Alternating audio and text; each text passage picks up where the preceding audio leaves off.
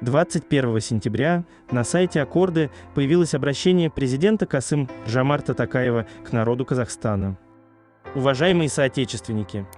Нынешний год стал годом всесторонних преобразований и реального обновления. По итогам состоявшейся в июне конституционной реформы сформирован оптимальный баланс между ветвями власти. Государство будет строго придерживаться принципа «сильный президент, влиятельный парламент, подотчетное правительство». Следующие составы депутатов Мажилиса и Маслихатов будут избираться уже по новой смешанной системе, партийным спискам и одномандатным округам. Создается Конституционный суд, который начнет свою работу с января следующего года.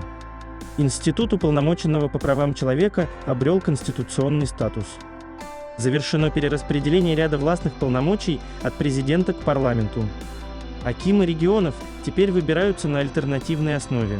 В Конституцию введена норма о том, что земля и ее недра принадлежат народу.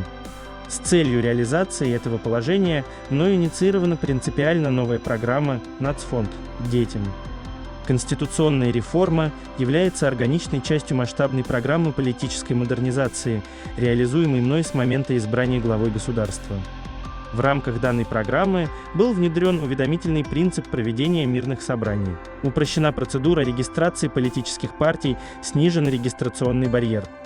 Введена 30% квота для женщин и молодежи в предвыборных партийных списках и при распределении депутатских мандатов. Уменьшен порог для прохождения политических партий в Мажилис с 7 до 5%.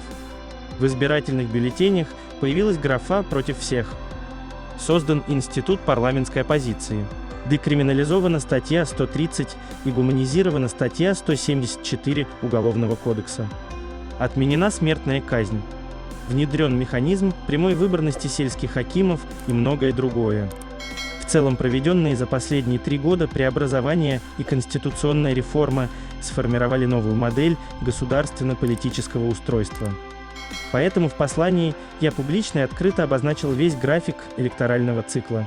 Таким образом, будут поэтапно перезагружены все ключевые государственные институты – президент, парламент, правительство, маслихаты. С момента обнародования данной инициативы прошло около месяца. Этого времени было достаточно, чтобы взвешенно, без спешки обсудить и оценить все вопросы.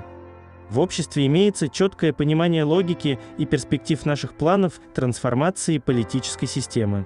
Поэтому, согласно ранее объявленному электоральному графику и в соответствии с Конституцией страны, сегодня я подписал указ о назначении на 20 ноября 2022 года внеочередных выборов президента Республики Казахстан.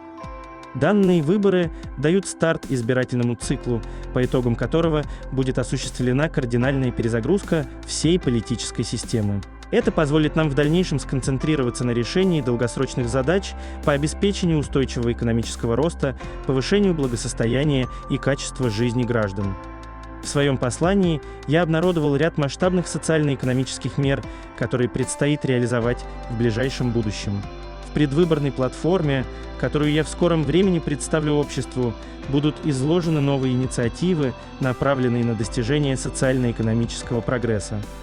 Как действующий глава государства, гарантирую проведение избирательной кампании в строгом соответствии с законодательством. Она пройдет справедливо, открыто и при широком участии отечественных и международных наблюдателей. Призываю всех сограждан проявить ответственность, быть верными принципам демократии, законности и правопорядка, показать сплоченность и единство нашего народа. Судьба и будущее Казахстана в руках каждого из нас. Вместе мы построим справедливый Казахстан.